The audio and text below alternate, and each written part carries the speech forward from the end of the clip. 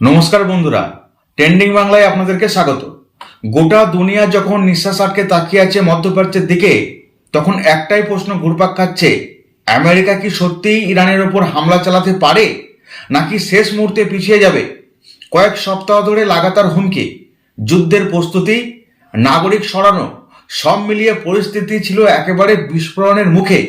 কিন্তু ঠিক সেই সময়ই ট্রাম্পের আচরণে এলো হঠাৎ করে ইউটার্ন। ফোন গেল তেহরানে, নরম হলো তার মুখের ভাষা। তাহলে প্রশ্ন উঠছেই, ডোনাল্ড ট্রাম্প কি ভয় পেয়ে গেলেন, নাকি এর পিছনে আছে আরো গভীর কোনো ভূ রাজনৈতিক হিসাব? আজ সেটাই বুঝে নেওয়ার চেষ্টা। আজ আপনারা আমার সঙ্গে রয়েছেন এমন একটা বিষয় নিয়ে, যেটা নিয়ে গোটা দুনিয়ার নিঃশ্বাস আটকে অপেক্ষা করছে। যে কোনো মুহূর্তে আমেরিকা ইরানের উপর হামলা চালাতে পারে। কারণ গত কয়েক সপ্তাহ ধরে আমেরিকা যেভাবে লাগাতার হুমকি দিয়ে চলেছে, তাতে এই প্রশ্নটা স্বাভাবিকভাবে প্রত্যেকের মাথায় চলেই আসবে। কিন্তু আজকের আসল প্রশ্নটা একটু আলাদা হতে যাচ্ছে। ডোনাল্ড ট্রাম্প কি শেষ পর্যন্ত ভয় পেয়ে গেছেন, নাকি তিনি কোনো কৌশল অবলম্বন করছেন?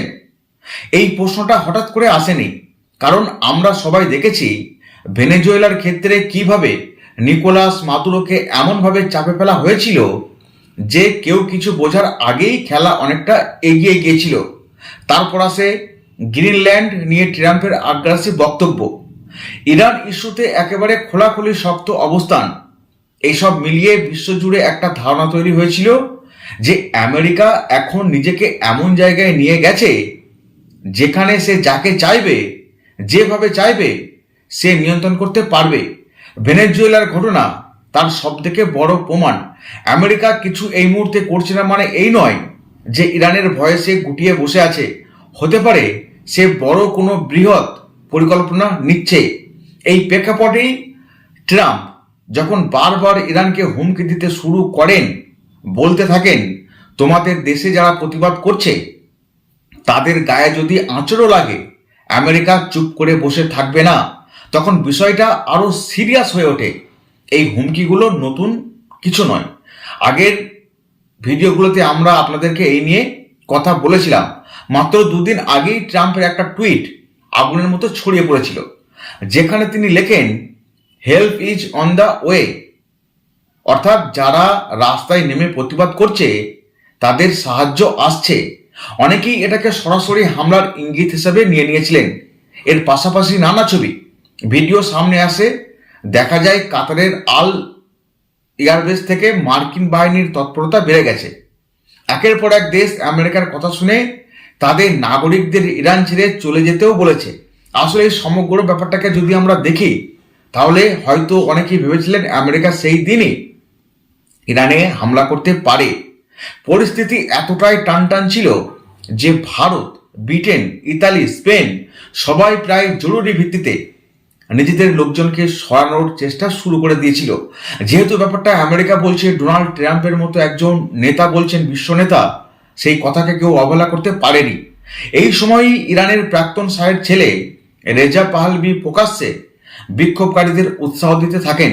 তিনি বলেন যে কেউ ভয় পাবেন না, আমেরিকা নজর রাখছে, কিচ্ছু হতে দেবে না। এই কথাগুলোর জোরেই খামেনি বিরোধী মানুষজন আরো বেশি করে রাস্তায় নেমেছিল এবং ফ্রি ইরান স্লোগান ওঠে চারিদিকে। এই ঘটনা আমরা কয়েকদিন ধরে দেখতে পাচ্ছি। কিন্তু এখানেই পরিস্থিতি ভয়ঙ্কর মোড় নেয়। ইরানের শাসক গোষ্ঠী বিক্ষোভকারীদের দমন করতে নেমে পড়ে। খবর আসতে থাকে হাজার হাজার মানুষ নাকি মারা যাচ্ছে। কেউ বলছে সংখ্যাটা 800 থেকে 2000, কেউ বলছে 5000, কেউ বলছে 10,000। আবার কোনো কোনো সূত্রের দাবি সংখ্যাটা সব থেকে সর্বোচ্চ পর্যায়ে 12,000 ছাড়িয়ে গেছে। কিন্তু সংখ্যা যাই হোক, একটা কথা সত্যি, রক্তপাত যে ভয়াবহ ছিল সেটা নিয়ে আমাদের কারোর সন্দেহ নেই। বিশ্বের প্রত্যেকটা মানুষ জেনে গেছে বর্তমানে ইরানে কি পজিশন চলছে। এই অবস্থার মধ্যে সবার চোখ ছিল ট্রাম্পের দিকে। মনে করা হচ্ছিল তিনি এবার সত্যিই কিছু একটা করতে পারেন বা কিছু একটা করবেন। আর সেই কারণেই ইরান থেকে ফ্লাইট বন্ধ, নাগরিকদের সরানো, সব প্রস্তুতি প্রায় যুদ্ধের মতোই চালাচ্ছিলেন। ঠিক এই সময় আসে একটা বিরাট খবর। পাকিস্তানে নিযুক্ত ইরানের রাষ্ট্রদূত জানিয়ে দিলেন ট্রাম্প নাকি সরাসরি তেহরানে ফোন করেছেন। ফোন করে বলেছেন, যদি বিক্ষোভকারীদের ওপর অত্যাচার বন্ধ করা হয় এবং ফাঁসির পরিকল্পনা থামানো হয়, তাহলে আমেরিকা এই মুহূর্তে কোনো হামলা করবে না, তারা পিছিয়ে আসবে। এই খবর প্রকাশ্যে আসতেই চারিদিকের সবকিছু যেন হঠাৎ করে বদলে যায়। নো ফ্লাই জোন খুলে দেওয়া হয়, উত্তেজনা কিছুটা কমেও যায়। এখানেই বড় প্রশ্ন, ট্রাম্প হঠাৎ পিছিয়ে গেলেন কেন? সত্যিই কি আমেরিকা আর হামলা করবে না, নাকি এর পিছনে কোনো আরো বড় হিসাব রয়েছে? কারণ কয়েকদিন আগেও গোটা বিশ্ব ধরে নিয়েছিল হামলা প্রায় এক প্রকার 100% নিশ্চিত। তেলের দাম বেড়ে গিয়েছিল, বাজারে অস্থিরতা চরমে উঠে গিয়েছিল। আর ঠিক তখনই আমেরিকার এই ইউটার্ন অনেককেই ভাবিয়ে তুলছে। অবশ্য আমেরিকা মুখে যা বলে কাজ করে সম্পূর্ণ অন্যরকম। হয়তো তাদেরকে এমন সতর্কবার্তা দিয়েছে, পরক্ষণেই হঠাৎ করে দেখলেন হামলা শুরু হয়ে গেল। ভেনেজুয়েলার ঘটনার পর থেকে আমেরিকাকে আর কেউ বিশ্বাস করছে না।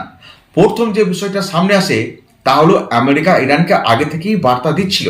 ট্রাম্প বলছিলেন নির্ভরযোগ্য সূত্র থেকে তিনি আশ্বাস পেয়েছেন যে ফাঁসি নাকি বন্ধ হয়ে গেছে। এরপরই দেখা যায় কাতার ছেড়ে যাওয়া মার্কিন সেনারা আবার ঘাঁটিতে ফিরেও এসছে। মনে রাখতে হবে, এই আল ঘাঁটি নিয়েই ইরান আগেই হুঁশিয়ারি দিয়ে রেখেছিল যে আমাদের উপর হামলা হলে আমরা কাতার, সৌদি আরব সহ মার্কিন ঘাঁটিগুলোকে নিশানা করব। তখন এই কথার প্রতিক্রিয়া আমেরিকা দেয়নি। এদিকে ইরান আবার আকাশ সীমাও খুলে দিয়েছিল। তাই প্রশ্নটা আরো জোরালো হচ্ছিল, আমেরিকা কি চাপের মুখে পড়ে গেল? এইখানেই দ্বিমুখী নীতি কাজ করেছে। কেউ বলছে ইরানের চাপে আমেরিকা রয়েছে, কেউ বলছে আমেরিকার চাপে ইরান রয়েছে। এই চাপটা আসছিল মূলত গালফ দেশগুলো থেকেই। আগেই বলেছি, সৌদি আরব, কাতার, এই দেশগুলো বারবার ট্রাম্পকে বোঝাচ্ছিল এখন ইরানে হাত দিতে গেলে গোটা অঞ্চল অস্থির হয়ে যাবে। ইরান হরমুজ প্রণালীর ওপর বসে আছে।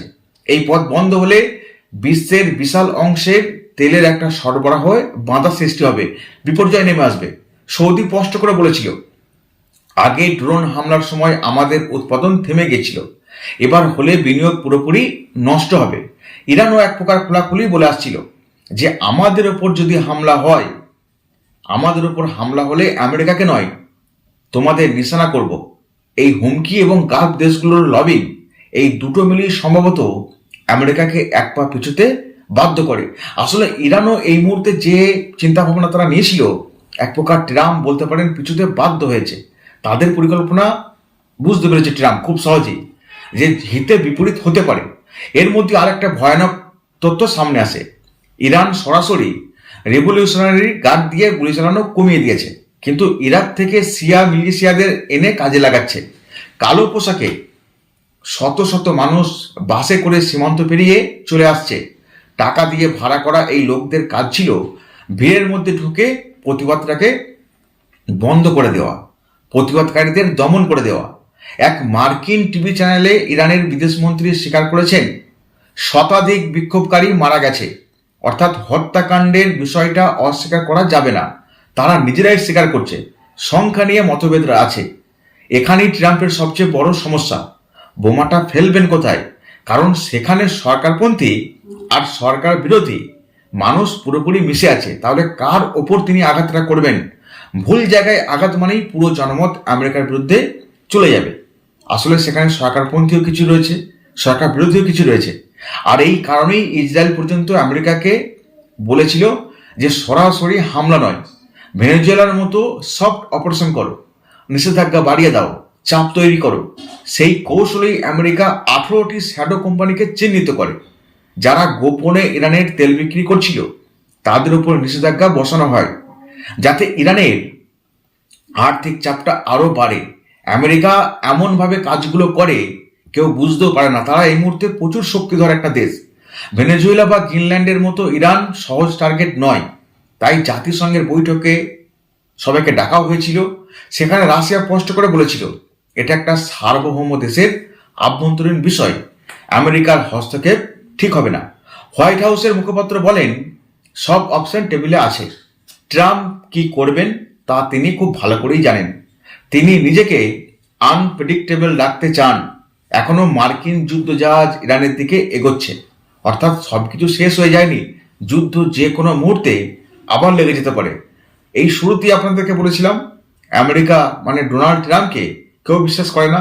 তিনি মুখে বলেন একরকম আর কাজ করেন আরেক রকম। পরিস্থিতি যে কোনো মুহূর্তে বদলাতেও পারে। এই পুরো ঘটনা প্রবাহের শেষে এসে একটা কথা খুব পরিষ্কার হয়ে যাচ্ছে যে আন্তর্জাতিক রাজনীতি কখনো সাদা কালো নয়। এখানে কোনো দেশ পুরোপুরি সাহসী আর কোনো দেশ পুরোপুরি ভীত এমন সরল হিসেবে চলে না।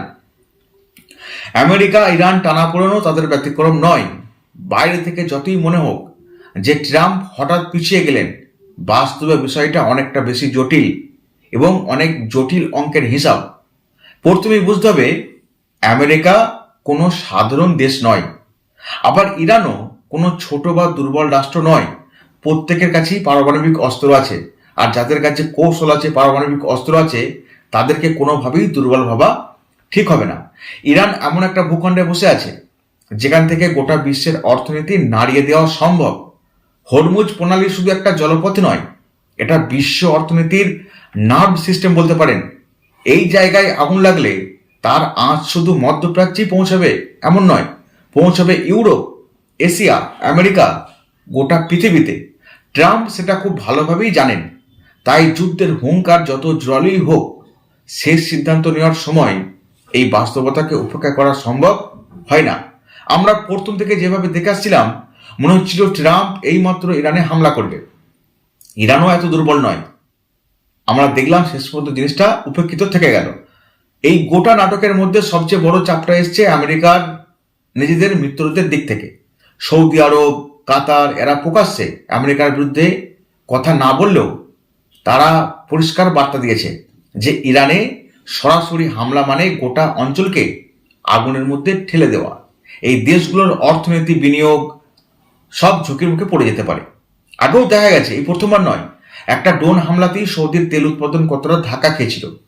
এবার যদি পূর্ণাঙ্গ সংঘর্ষ শুরু হয়ে যায় পুরোপুরিভাবে, তাহলে ক্ষতি সামাল দেওয়া কারো পক্ষে সম্ভব হবে না। এই বাস্তব চাপ ট্রাম্প প্রশাসনকে পিছুতে বাধ্য করেছে। তা না হলে ডোনাল্ড ট্রাম্প পিছিয়ে আসার মানুষ নন। তাকে আমরা যেভাবে চিনি, যেভাবে আমরা জানি, রিসেন্ট ভেনেজুয়েলার ঘটনা তার সব থেকে বড় উদাহরণ। যদিও ভেনেজুয়েলা এবং ইরানের মধ্যে অনেক পার্থক্য রয়েছে, ইরানের কৌশল সব থেকে গুরুত্বপূর্ণ বিষয়। ইরান সরাসরি আমেরিকার সঙ্গে মুখোমুখি যুদ্ধে না গিয়ে অ্যাসিমেট্রিক ওয়ারফেয়ার এই রাস্তা বেছে নিয়েছে।